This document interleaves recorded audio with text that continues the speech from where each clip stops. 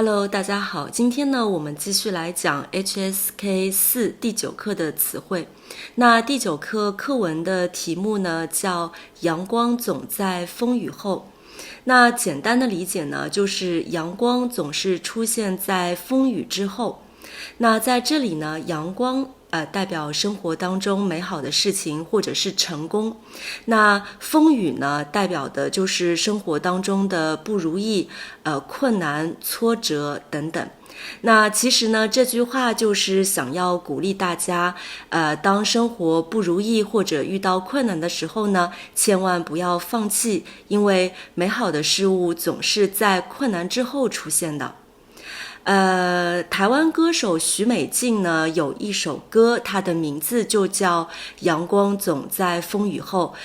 我觉得这是一首老歌了，我觉得非常的好听，而且呢，歌词也非常的简单，适合学习中文的朋友来听。那我会把这首歌的链接放在 description 里面，如果你们喜欢听中文歌的话呢，可以拿来听一下。对了，我总是忘记提醒大家，我所有的 HSK 4词汇的视频里面的例句呢，其实我都是把它整理在一个 PDF 文件里面，然后配上拼音和英文翻译，帮助大家去学习和复习的。那我一直呢会是把这个链接下载这个 PDF 的链接放在每一个 HSK 4词汇的视频的 description 里面，然后如果大家有需要的话呢，可以去那里下载。今天第一个想说的词语呢是难道。难道呢其实有两种用法。第一种呢，它就是用在反问句里面，然后表示就是用来加强语气的。我们来看几个例句。比如说大家都能通过考试，难道你不能吗？在这句话当中，如果你把难道这两个字去掉，其实也是可以的。大家都可以通过考试，你不能吗？意思就是说你是可以的，因为大家都能通过考试。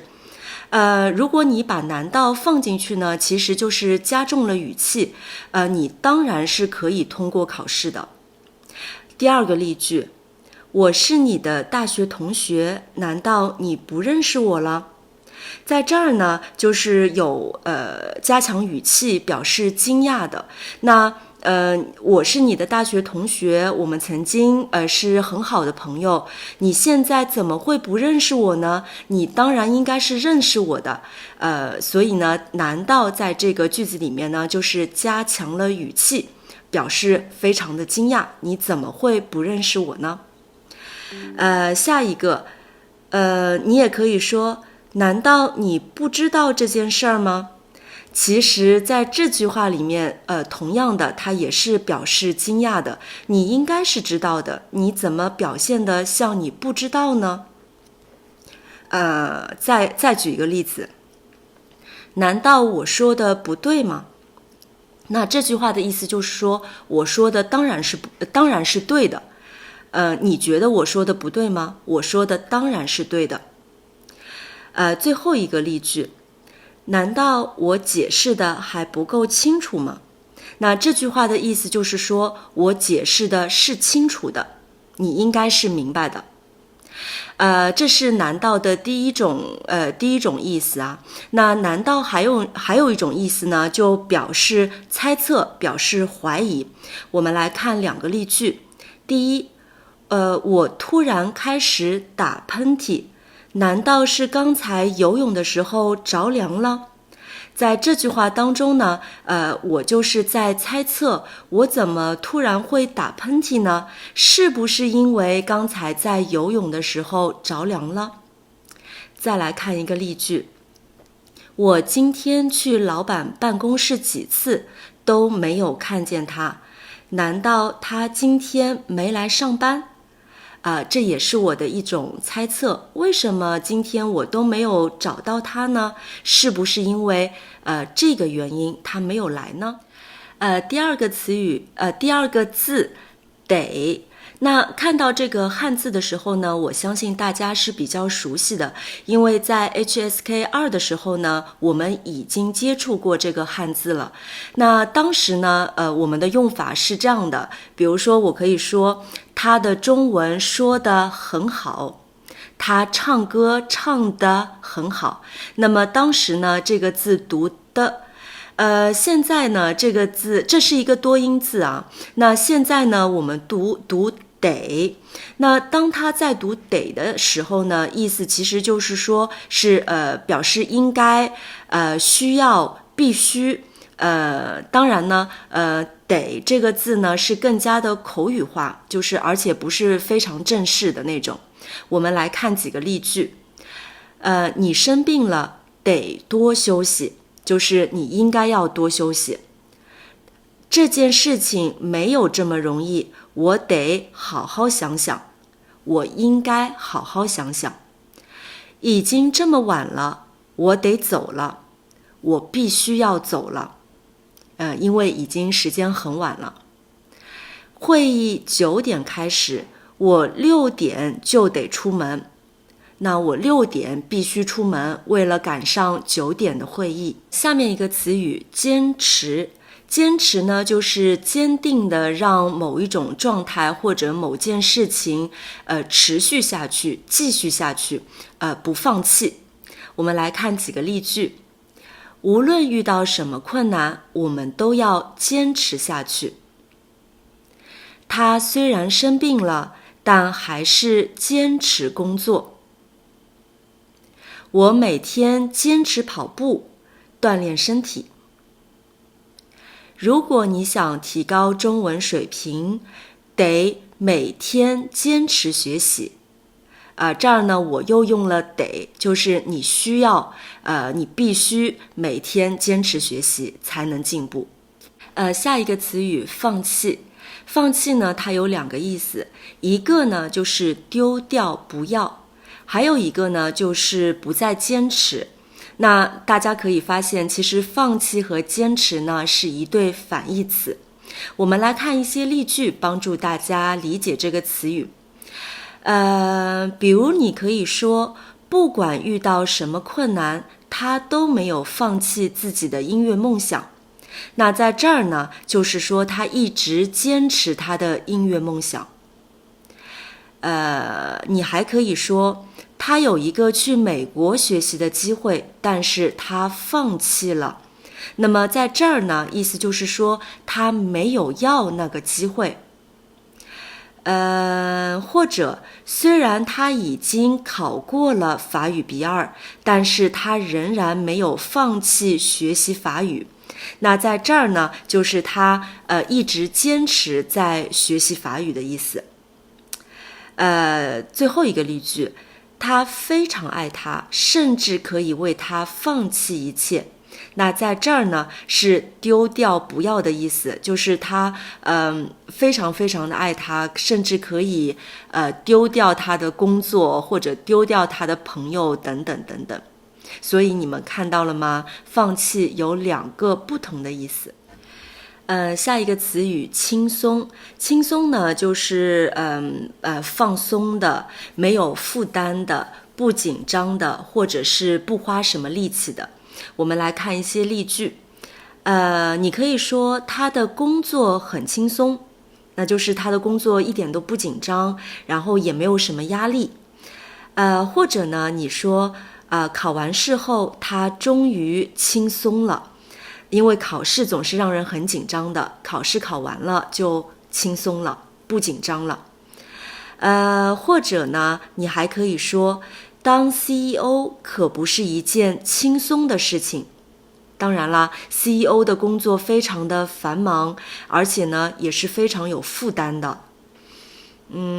最后一个，他很轻松地通过了考试。那在这儿呢，就表示没有花什么力气，他没有花什么力气就通过了考试，可能是考试很简单，或者呢是他很聪明。下一个词语随便。那在日常生活当中呢，可能你会听到很多随便啊，而且呢，这个随便是单独使用的。我们来看一下，在什么情况下可以用呢？比如说你建议你的朋友，你说你想吃火锅呢，还是想吃烤鸭？然后你的朋友说随便，那意思就是说烤鸭和火锅都可以的。你是想今天去呢，还是明天去呢？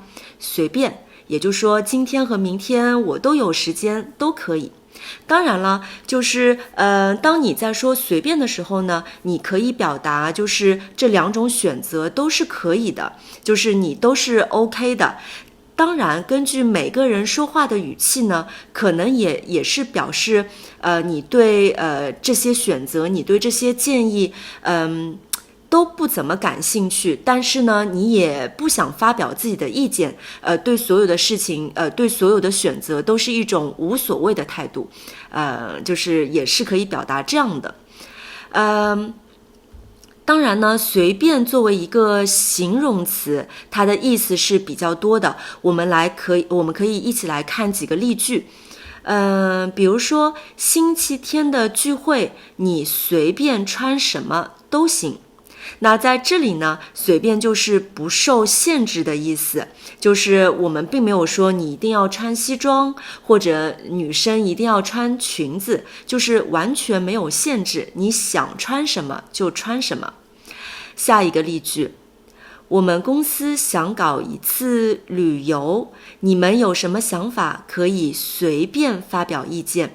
那在这儿呢，也是没有限制的意思，你们可以随意的随便发表意见。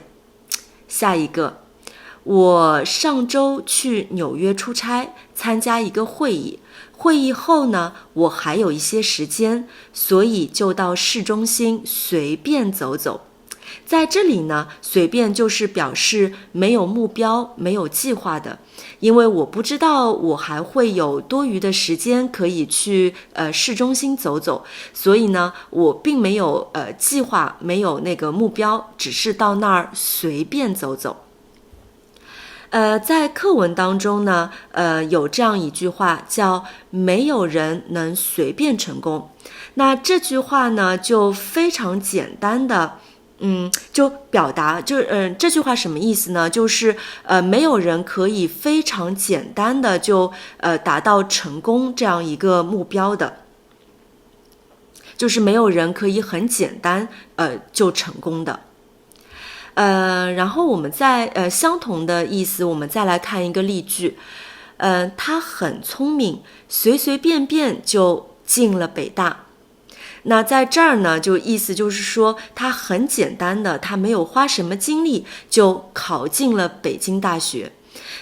北京大学呢是中国一所非常好的大学，一般人呢是很难进北京大学的，但是他随随便便的就进了北京大学，意思就是说什么？就是他很聪明啊，然后呢，就是没有花什么力气就进了北京大学。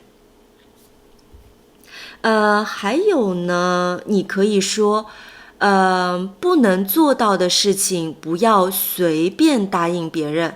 在这里，随便的意思呢，就是随意的，不经过考虑的。比如说，就是如果你不能做到的事情，你需要想清楚才去答应别人，而不是随便答应别人，就是没有经过你思考就去答应别人。再来看一个差不多的例句啊，这么重要的事情不要随便做决定，是一样的意思，就是不要非常随意的、不经过思考的就去做决定。一个词语通过，通过呢也有不同的意思，我们从例句上来看，那第一个意思呢，就是从一端到另一端。举个例子，地铁通过隧道，或者呢，我开车通过大桥，在这儿呢，其实都是可以用穿过来代替的。就比如说地铁穿过隧道，然后开车穿过大桥这样子。第二个呢，表示同意。同意这个词，这个意思呢，用的也是非常非常多的。就比如你可以说，你的留学申请通过了，就是同意了你的留学申请，你可以去留学了。还有你的建议不太实际，公司不太可能通过，那公司不太可能同意你这样一个建议的。还有我通过了法语考试，在这儿很简单，就是 pass， 对吗？那第一、第二个用法呢，都是动词。当然呢，它也可以做介词，这个用法也是非常的广泛的。我们来看几个例句。第一个，我通过他认识了我的妻子，就是我通过这个人认识了我的妻子。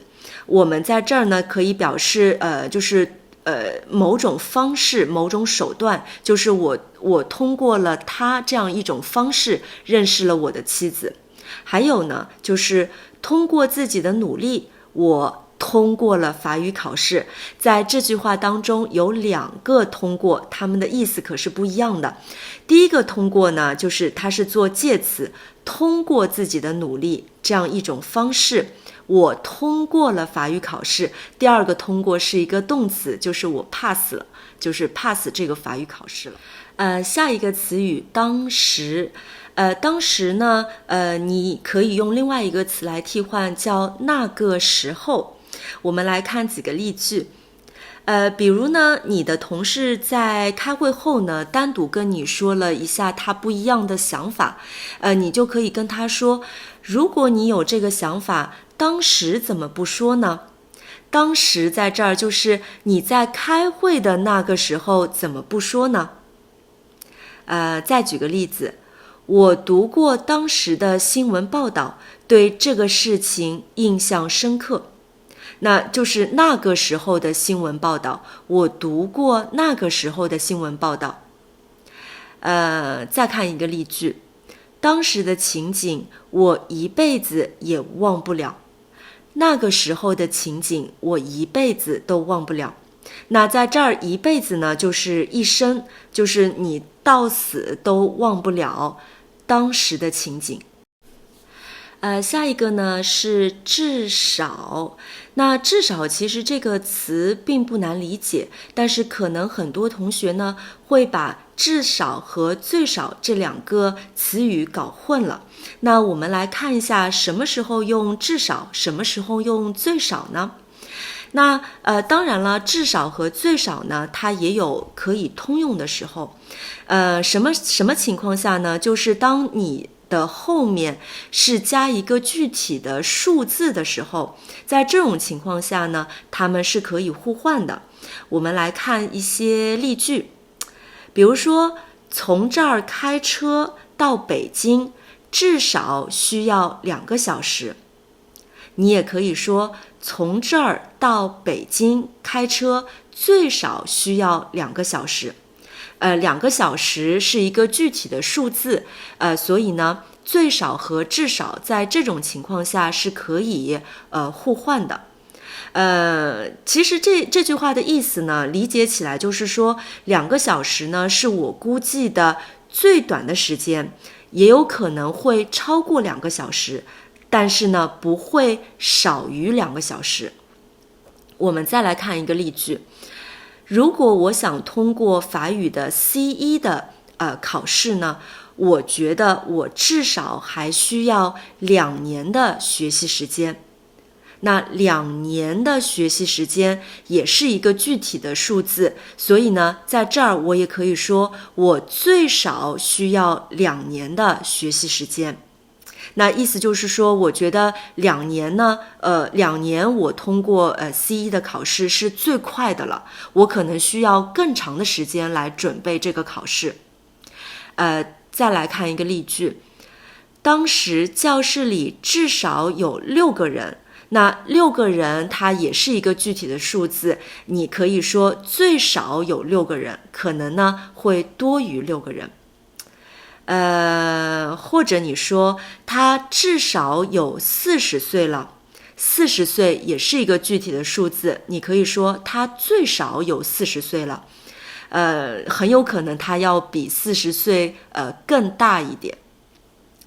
那如果我们在后面跟的不是一个具体的数字，而是一个抽象的概念的时候呢，就只能用至少。我们来看几个例句。方便面虽然不怎么好吃，但是至少可以填饱肚子。没有具体的数字，所以呢是不能说最少的，只能用至少。再看一个例句，我什么都没有，但是至少有梦想。梦想也是一个抽象的概念，所以在这儿只能用至少。再看一个例句，至少在我看来，他说的没错。那当我们用那个形容词的时候，就是当最少这个字是用作形容词的时候，我们呢也是不可以用至少来替换的。也就是说，下面这个例子呢只能用最少。我们来看一下，时间很紧张，我们需要用最少的时间来完成这个工作。最少的时间。这里呢是做形容词的，我们就不能用至少来替换了。好，再来说一个字，取。取这个字呢，其实就是拿。比如你说我需要去邮局取一个包裹，那意思就是说我要去邮局拿一个包裹，意思是完全一样的。然后呢，你还可以说我预定了一个蛋糕，你可以帮我去取一下吗？你可以帮我去拿一下吗？一样的意思。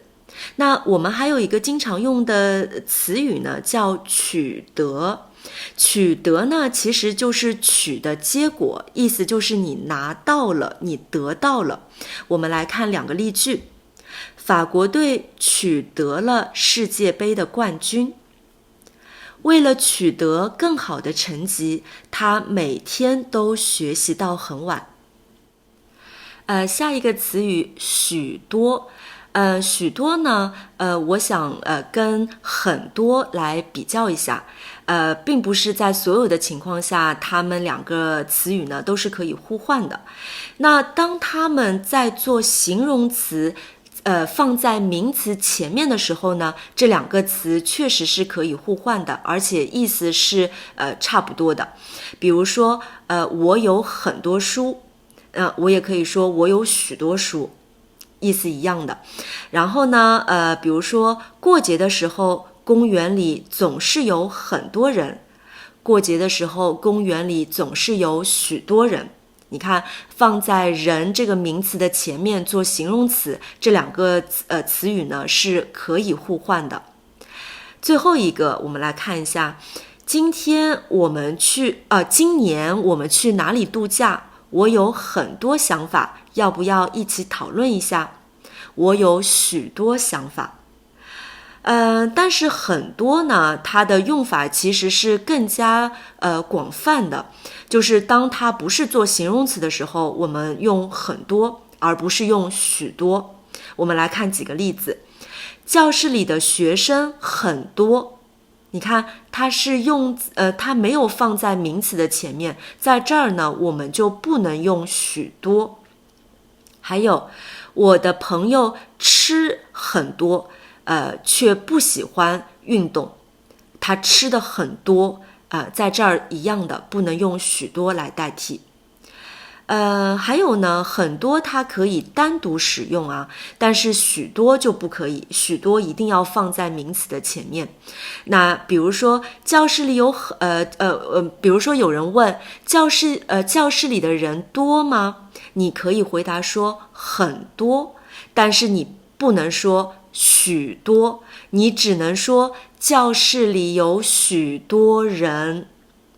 你看，现在你们找到这两个词的区别了吗？下一个词语暂时，暂时呢，意思就是短时间内，它不是永久的，所以呢，永久、永远，它是那个暂时的反义词。我们来看几个例句。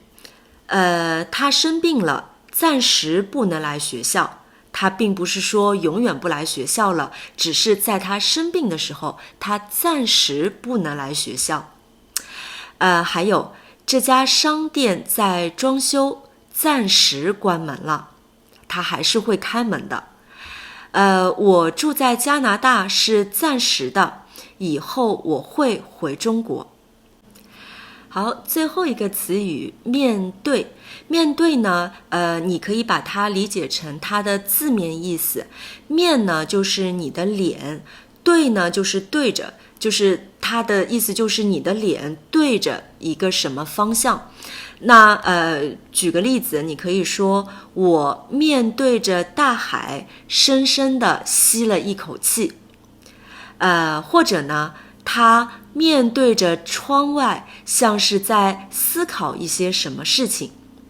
那在这儿呢，就是面对的都是具体的东西，面对大海，面对窗外都是具体的。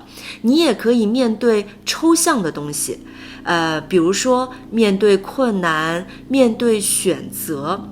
那举一个例子，就是生活中不如意的事情呢，10之8九，我们必须面对。